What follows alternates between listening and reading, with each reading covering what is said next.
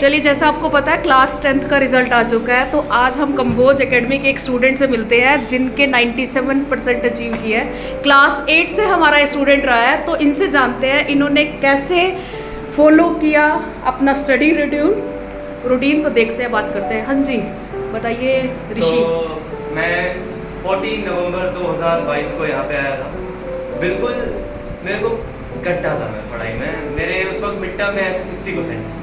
यहाँ आया तो काफ़ी मुश्किल जर्नी रही।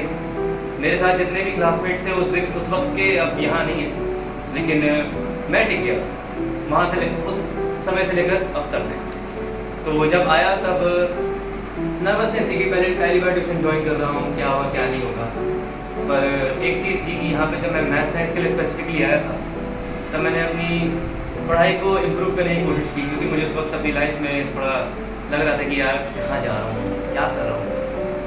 फिर उसके बाद 8 ख़त्म हुई जैसे तैसे भी, और आए अच्छे 91% है, खुश था। इतने में खुश रहता था। फिर 9th शुरू हुई तो उस वक्त मैं थोड़ा डिस्ट्रैक्ट हो गया था 9th की शुरुआत, क्योंकि 9th एक ऐसी क्लास है जो एक नई शुरुआत को जन्म देती है, और काफ़ी कुछ लोग के लिए मुश्किल होती है, कुछ लोग के लिए आसान हो जाती है जिन लोगों ने 8 को थोड़ा समझ के किया हो। मैंने समझ के नहीं की थी, मैंने पूरी रट्टी मारी थी 8। फिर 9th में मैं कंबोज एकेडमी से पढ़ा, और मैं very grateful to Kamboj academy की 9th में मेरे 89% आ गए। फिर 10th शुरू हुई।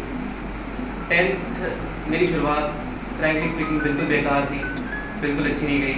मिड टर्म तक मेरे बिल्कुल कुछ खास नहीं हुआ, पर फिर मैम ने मुझे देखा, मेरे वीक पॉइंट्स को पॉइंट आउट किया, एंड फिर उसका मैंने इम्प्रूव करना स्टार्ट किया। मेरे जो मैं 78-80 मिनट का हुआ था, मेरे को PT थी 90% मिले।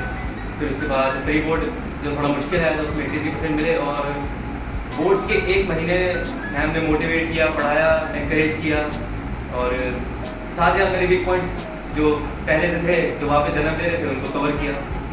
कुछ स्टूडेंट्स को बता सकते हो कि कैसे आपको प्रिपेयर करना है?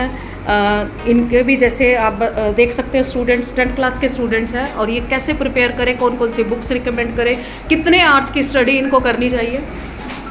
Hours doesn't matter, quality does matter. The thing is कि जितना पढ़ोगे उतना सही होगा, और अगर मैथ्स की बात की जाए तो इससे बढ़िया कुछ नहीं है।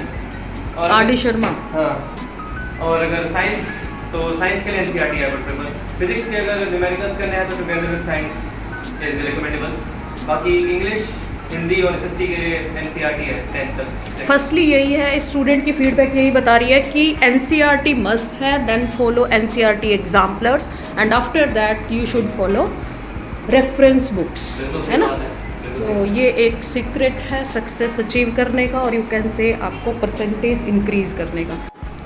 आज मेरे जो 97% आए हैं उसमें 100% ये बात सही है कि मेरी सबसे ज़्यादा मेहनत है, पर behind me were my parents support and Kamboj madam support and my school teacher support.